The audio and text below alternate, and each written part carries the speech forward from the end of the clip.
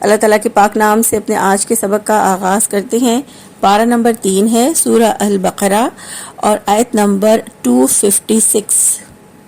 ارشاد باری تعالیٰ ہے لا اکراہ فی الدین قد تبین الرشد من الغی فمن یکفر بالطاغوت ویؤمن باللہ فقد استمسک بالعروۃ الوثقی لا انفصام لہا واللہ سمیع علیم۔ لفظی ترجمہ ہے لا نہیں، اکراہ کوئی زبردستی فی الدین دین میں، قد یقیناً تبینہ واضح ہو چکی ہے رشد ہدایت من الغی گمراہی سے، فمن چنانچہ جو کوئی یکفر وہ کفر کرتا ہے بالطاغوتی باطل معبود کا، ویؤمن اور وہ ایمان لاتا ہے باللہ اللہ تعالیٰ پر، فقد استمسکا تو یقیناً اس نے تھام لیا بالعروۃ کڑا الوثقی مضبوط، لا نہیں انفصامہ ٹوٹنا لہا اس کے لیے، واللہ اور اللہ تعالیٰ سمیع سننے والا ہے، علیم سب کچھ جاننے والا ہے۔ سب سے پہلے اس آیت کا شان نزول دیکھتے ہیں۔ اس آیت کا شان نزول یہ ہے کہ انصار کے کچھ لوگ یہودی عیسائی ہو گئے اور بعد میں انہوں نے اسلام قبول کر لیا، تو انہوں نے اپنی اولاد کو بھی جو یہودی عیسائی ہو چکے تھے زبردستی مسلمان بنانا چاہا، اس پر یہ آیت مبارکہ نازل ہوئی۔ اور اس کا دوسرا شان نزول یہ ہے کہ مدینہ کی مشرکہ عورتیں جب انہیں اولاد نہیں ہوتی تھی تو وہ یہ نظر مانتی تھیں کہ اگر ہمارے ہاں اولاد ہوئی تو ہم اسے یہود بنا دیں گے یا یہودیوں کے سپرد کر دیں گے۔ اس طرح ان کے بہت سے بچے یہودیوں کے پاس تھے، مگر جب یہ لوگ خود مسلمان ہوئے اور اللہ تعالیٰ کے دین کے مددگار بنے، یہودیوں سے جنگ ہوئی اور ان کی اندرونی سازشوں اور فریب کاریوں سے نجات پانے کے لیے رسول اللہ صلی اللہ علیہ وآلہ وسلم نے حکم جاری فرمایا کہ بنو نذیر کے یہودیوں کو جلا وطن کر دیا جائے۔ اس وقت انصار کے جو بچے ان کے پاس تھے انہوں نے وہ طلب کر لیے تاکہ انہیں وہ مسلمان بنا لیں۔ اس پر یہ آیت نازل ہوئی لا اکراہ فی الدین، دین میں کوئی زبردستی نہیں ہے، یعنی دین کو قبول کرنے میں زبردستی نہیں ہے، لیکن دین قبول کرنے کے بعد اطاعت کرنا لازم ہے۔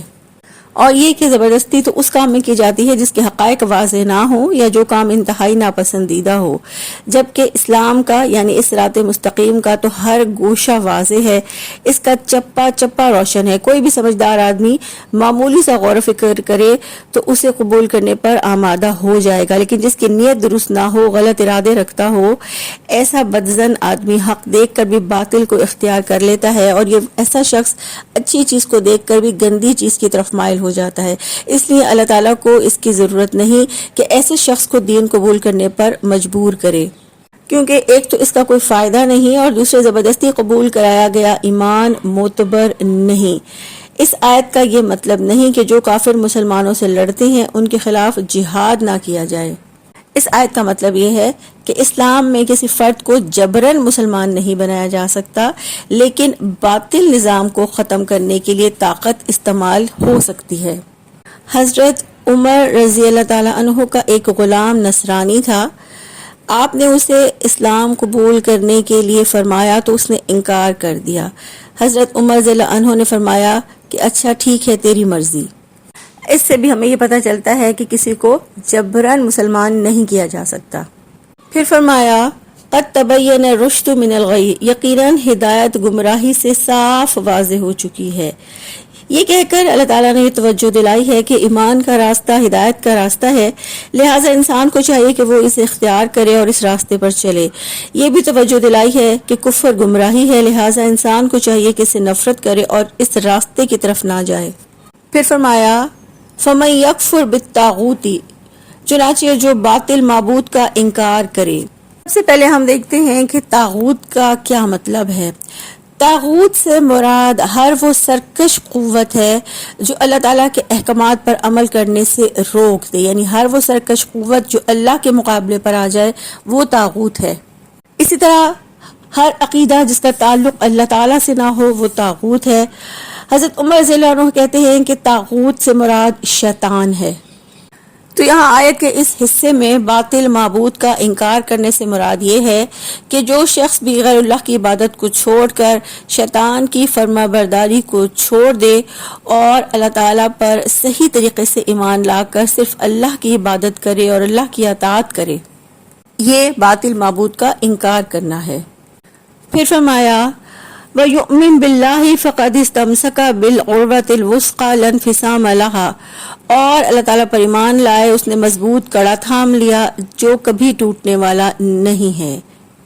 اس سے مراد یہ ہے کہ جو اللہ پر ایمان لائے، طاغوت کا انکار کرے، اللہ تعالیٰ کے احکامات پر عمل کرے، تو ایسے شخص نے ایک ایسا مضبوط کڑا تھام لیا، یعنی ایسا پختہ دین اختیار کر لیا جس کی بنیادیں بھی مضبوط ہیں اور عمارت بھی۔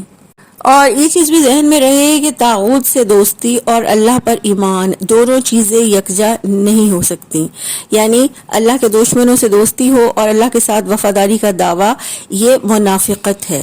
تو جس شخص نے یہ کام کیا، یعنی طاغوت کی نفی کی اور وہ اللہ پر ایمان لایا اور طاغوت کے راستے کو چھوڑ کر صرف اللہ کی عبادت کی اور اللہ کی اطاعت کی، تو گویا اس نے ایک ایسا مضبوط کڑا، ایک ایسا مضبوط کنڈا تھام لیا جو کبھی ٹوٹنے والا نہیں ہے، یعنی اللہ کا سہارا سب سے مضبوط سہارا ہے جو انسان کو کبھی گرنے نہیں دیتا اور انسان کو کبھی مایوس نہیں ہونے دیتا۔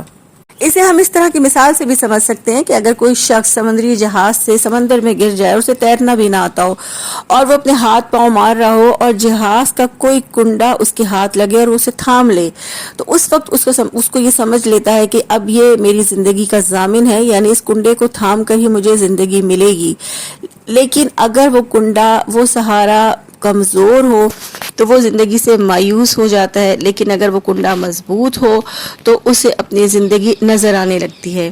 یہاں اس آیت میں بھی اللہ تعالیٰ نے یہی فرمایا کہ طاغوت کا، یعنی ہر سرکش قوت کا انکار کر کے صرف اللہ پر ایمان لانے والے شخص نے ایک بہت مضبوط کنڈا اپنے ہاتھ میں لے لیا جو کبھی ٹوٹنے والا نہیں، لا انفصام لہا، کبھی ٹوٹنے والا نہیں۔ پھر فرمایا واللہ سمیع علیم، اور اللہ سب کچھ سننے والا، سب کچھ جاننے والا ہے۔ اللہ تعالیٰ طاغوت کا انکار کرنے والے کے انکار اور ایمان لانے والے کے اقرار کو سننے والا سمیع ہے، انسانوں کے کفر اور اپنی ذات پر ایمان کی حقیقت کا علم رکھنے والا العلیم ہے۔ اللہ سبحانہ و تعالیٰ ہر شخص کے اعمال کو جانتا ہے اور اپنے علم کے مطابق اس کا بدلہ دے گا۔